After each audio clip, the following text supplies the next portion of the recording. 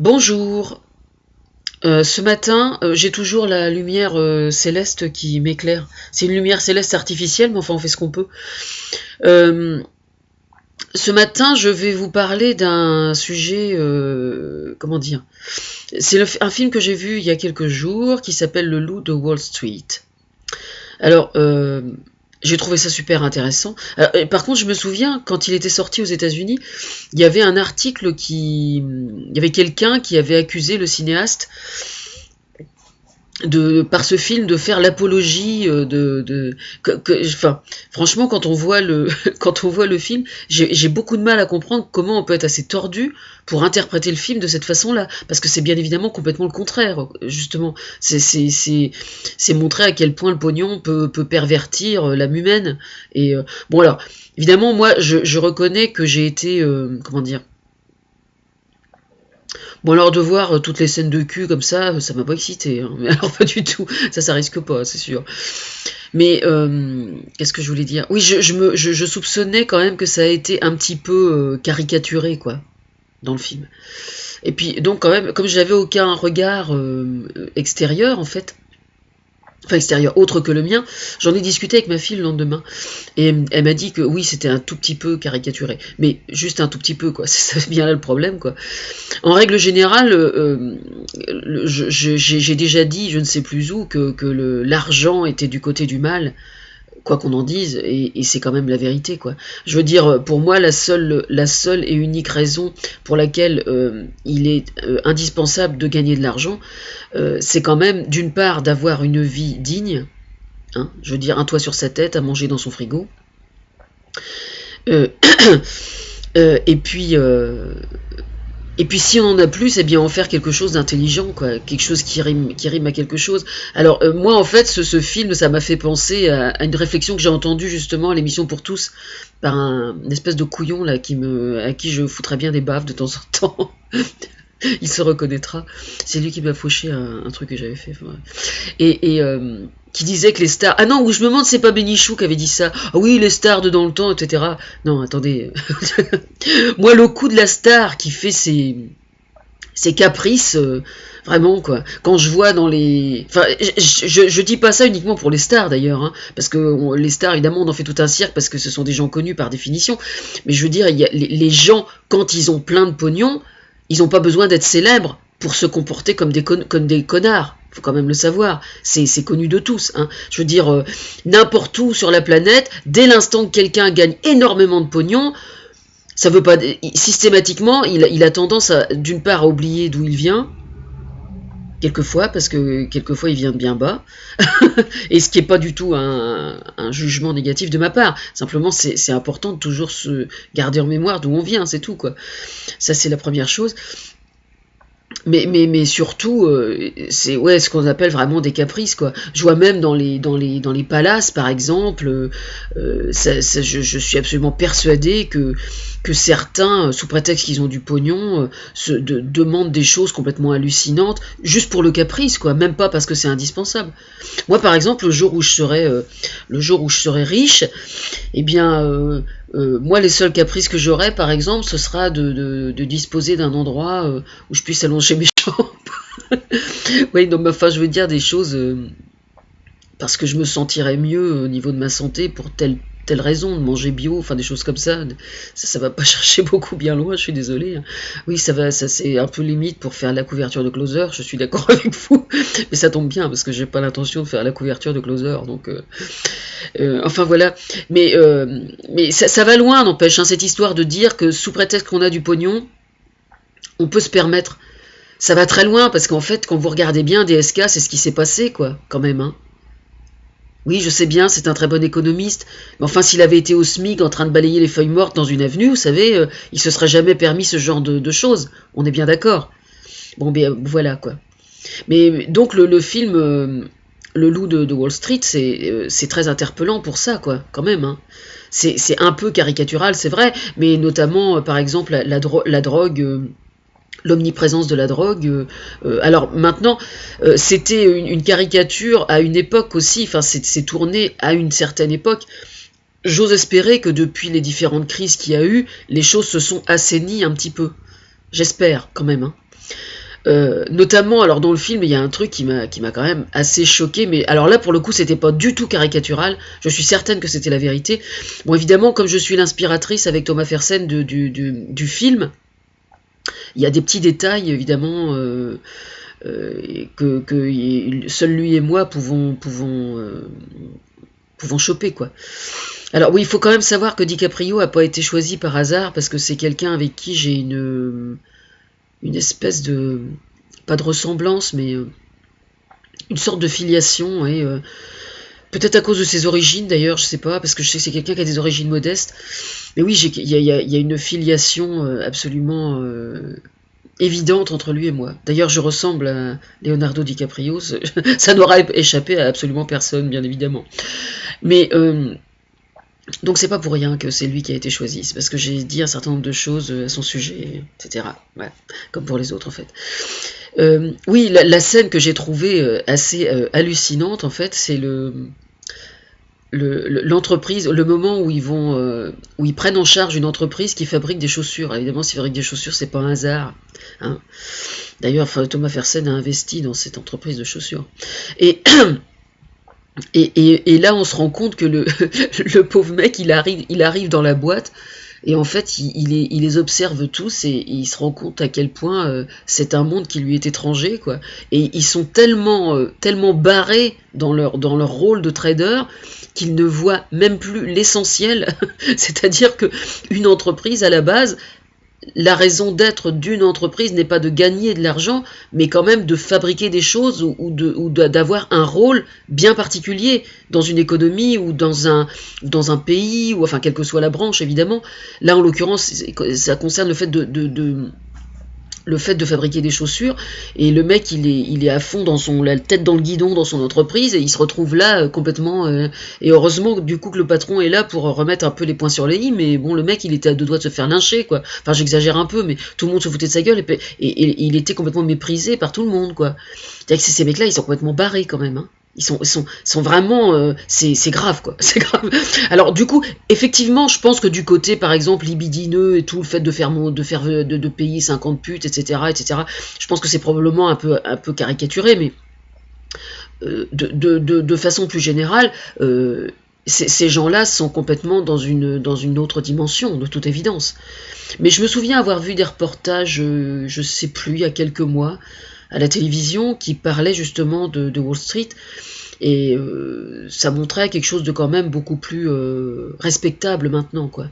Bon, maintenant, dire que ce soit respectable au point, jusqu'à ce que enfin, comme ça devrait l'être, je n'irai peut-être pas jusque-là, mais bon, moi je considère que si le métier de trader est un métier extrêmement speedant et psychologiquement à risque, je veux dire, une petite salle de gym à côté, un endroit pour s'isoler, allongé sur un fauteuil relax, en train d'écouter de la musique classique pendant un quart d'heure, une demi-heure, je pense que c'est infiniment plus efficace que de la coke, hein. Enfin, moi c'est mon point de vue, hein. Ça, j'en suis absolument persuadé, pour moi c'est une évidence, hein. Tiens, d'ailleurs, pendant que j'y suis, on va en parler, parce que j'ai eu l'occasion d'en discuter avec ma fille. Il s'agit de son copain, qui travaille aux impôts, figurez-vous.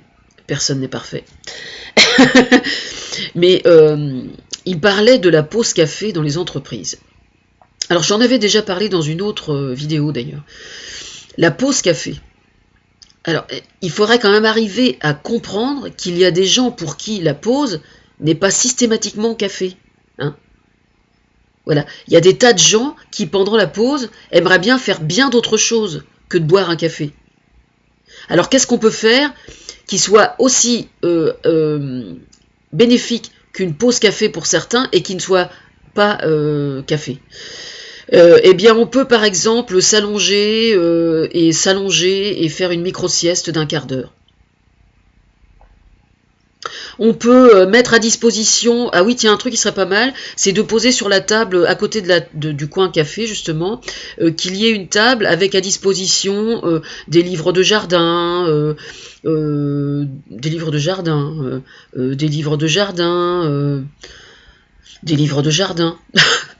non mais je veux dire des trucs qui soient axé sur des centres d'intérêt qui n'aient rien à voir avec le travail. Ça peut être sur le cinéma, ça peut être sur la nature, ça peut être quelle que soit la menuiserie, la couture, n'importe quel truc qui soit carrément éloigné en fait de ce que vous faites dans la société, de telle sorte que alors il faut les renouveler régulièrement, il faut le savoir, il faut les renouveler régulièrement parce qu'en fait le moment de la pause café, le meilleur moyen de faire une pause, c'est de pouvoir sortir de l'univers de l'entreprise de façon artificielle. C'est-à-dire, par un bouquin, ça peut très très bien marcher. Voilà.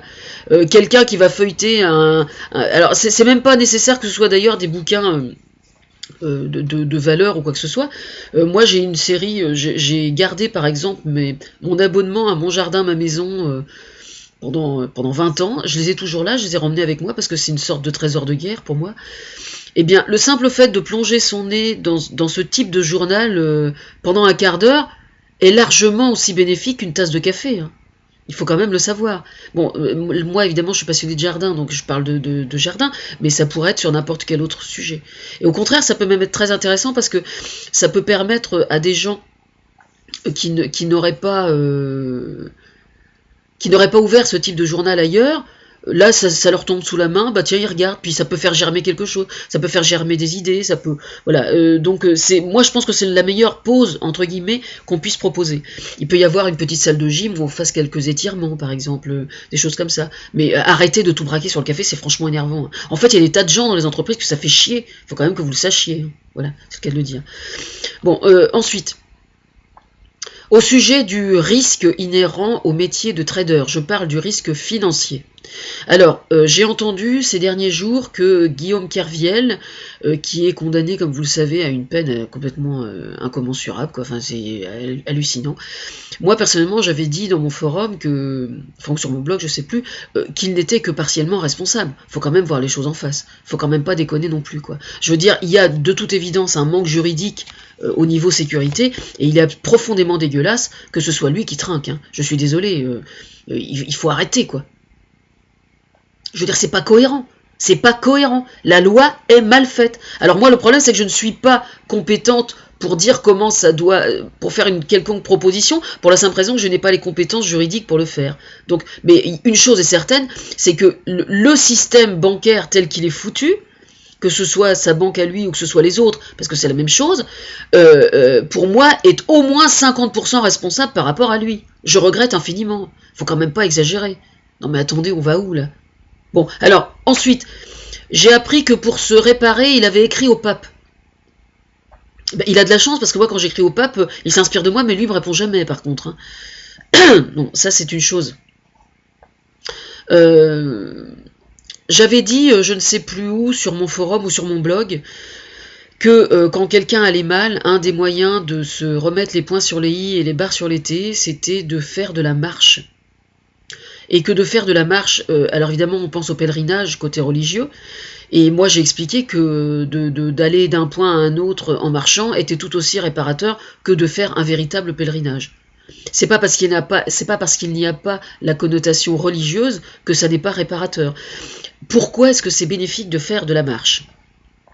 Eh bien tout simplement parce que c'est le meilleur moyen de se reconnecter par rapport à son environnement originel qui est le climat, qui est le sol, qui est le relief et la nature telle qu'elle est. Mais pas seulement la nature, mais aussi les humains. C'est-à-dire que si jamais vous marchez à pied n'importe où, spontanément, quand vous croisez quelqu'un à pied, par exemple, vous allez lui adresser la parole. Et enfin, moi je suis comme ça. Tout le monde ne fait pas ça, mais moi je fais comme ça. Et donc, en fait, le pape lui a conseillé de faire ce que moi j'ai conseillé, c'est-à-dire qu'il est revenu, donc il a été reçu par le pape, et il est revenu chez lui, il est en train de revenir là, d'Italie à chez lui à pied. Et apparemment, il semble que ça se passe bien. Et il a parfaitement raison, parce que c'est le meilleur moyen de remettre les points sur les i, quoi. De toute façon, le métier de trader est un métier à risque. Enfin, je pense qu'il y en a énormément de métiers à risque sur le plan psychologique, hein, de toute façon. Mais par exemple, tous les gens qui soignent les autres humains, et qui sont confrontés à la souffrance en règle générale, sont aussi des métiers à risque, parce que justement, le problème c'est qu'ils absorbent comme des buvards la souffrance de tous les autres, et puis à un moment, ben, le sac il est plein et il faut bien le vider, quoi.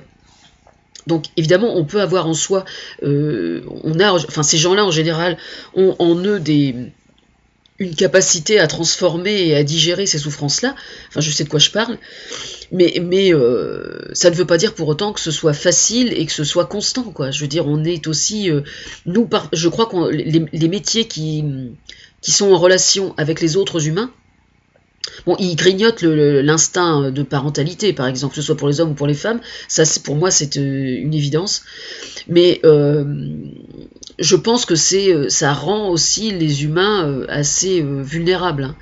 Ce qui est tout à fait, enfin, c'est tout à fait normal à partir du moment où votre métier, moi, ça m'est déjà arrivé, par exemple, quand j'étais en psychothérapie, d'en discuter avec mon psy. À l'époque, c'était le premier, quand c'était Monsieur Sormet. Et je lui disais, mais comment vous faites, quoi? Parce que je lui dis, en fait, du matin au soir, vous ramassez. Alors en plus, je vous explique pas, quelqu'un qui prend l'initiative de clencher la porte du psy, c'est parce qu'il a un gros paquet à livrer. Et c'est long, et c'est fastidieux. Donc imaginez un peu le travail d'un psy. Du matin au soir, le mec, il fait que ça. Donc c'est moi qui vous dis qu'il faut déjà avoir la caboche, hein. C'est quand même pas très... Le mec, il a intérêt d'avoir une vie équilibrée à côté, hein. C'est moi qui vous le dis, hein. Bon, enfin, moi je ne suis pas psy, mais bon, compte tenu de ma situation, je m'assimile à eux, et donc je vois très bien ce que ça donne.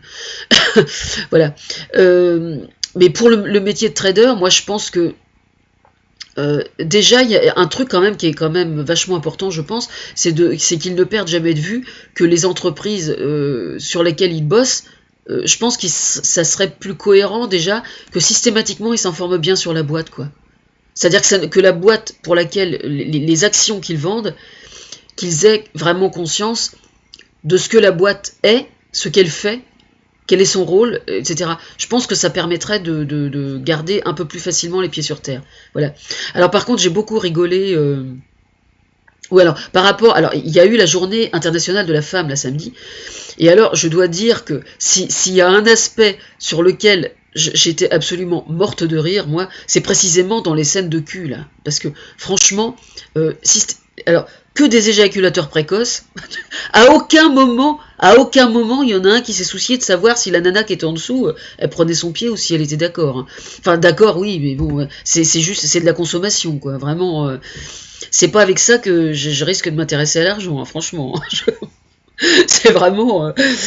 enfin bon, l'image de la femme est assez terrifiante, hein, vraiment, hein, dans ce film. C'est vraiment... Alors c'est pareil, je sais pas si c'est un peu caricaturé ou pas, mais est-ce qu'à cette époque-là, il y avait vraiment aussi peu de femmes dignes de se faire respecter? J'ai une lumière assez étrange ce matin sur mon visage. Vous avez remarqué? C'est parce que mes carreaux sont très sales et que j'ai le soleil en plein sur la façade, mélangé au halo de sainteté de mon halogène. Voilà pourquoi la lumière est aussi étrange. Enfin voilà, qu'est-ce que j'ai d'autre à dire sur le film? Si, la fin, le stylo. Alors ensuite, quand il redescend sur Terre, ce cher Leonardo, oui, la lumière bizarre est sur ma bouche aussi. Bon bref, quand il redescend un peu sur Terre, il fait il fait de la formation avec les mecs devant, là, vendez-moi ce stylo là. Bon alors, j'explique quand même pourquoi le stylo. Parce que le stylo, c'est le symbole de l'écriture cursive. Et il se trouve que moi, j'ai la totalité du travail thérapeutique que j'ai fait vis-à-vis de Thomas Fersen, enfin, que j'ai fait pour moi avec Thomas Fersen, je l'ai fait toujours à l'écrit, à la main, sur des lettres manuscrites. Donc ça doit représenter quelques cartons chez lui, parce que à raison de à peu près environ une dizaine de pages recto verso, presque chaque semaine, pendant 7 ans, mais bon, avec quelques interruptions. Et puis ensuite, j'ai arrêté de lui écrire pendant 16 mois, et puis après j'ai repris, mais bon, comme il y avait Internet, en fait je n'écris à Thomas que quand j'en ai envie. Donc comme je discute avec lui sur Internet, j'ai pas besoin de lui écrire, quoi. Mais si jamais il y a un coup de grisou, je reprends le stylo. Comme hier soir. Enfin, ce que je fais, si j'ai quelque chose à lui dire à l'écrit maintenant, c'est que j'écris la lettre, je la scanne et je la lui envoie par mail. Bon, enfin, alors, pour quelle raison est-ce plus intéressant d'écrire à la main? Eh bien parce que quand vous écrivez à la main, de façon inconsciente, vous donnez le plus profond de votre âme de façon beaucoup plus sûre que d'écrire sur un clavier d'ordinateur. Et ça ne fait absolument aucun doute. Demandez à Philippe Solers, il vous le confirmera. Voilà, alors c'est vrai qu'au niveau de la rédaction, sur un traitement de texte, par contre, il y a d'autres avantages. C'est vraiment très étrange cette lumière-là. En fait, il y a d'autres avantages, c'est que dans l'organisation d'un récit, par exemple, vous dites, ah oui, mais tel paragraphe, ce serait mieux avant, etc. Par exemple, pour écrire une chanson, peut-être que c'est plus facile sur traitement de texte, je sais pas. Mais moi, je reste très attachée à l'écriture sur un cahier. Sur un cahier, c'est génial. J'espère que le message est bien reçu. Voilà. Alors sinon, imaginons que je sois dans le face à Leonardo DiCaprio. Qu'est-ce que je lui dirais? Vendez-moi ce stylo. Vendez-moi ce stylo. Hein. C'était ça son. Alors moi personnellement, je lui dirais, dans un premier temps, avant de décider si je choisis ou non de vendre ton stylo, mon cher Leonardo, je commencerai par me demander où est-ce qu'il a été fabriqué. Ensuite, je me demanderai si les gens qui l'ont fabriqué ont mangé à leur faim et ont été correctement payés. D'accord?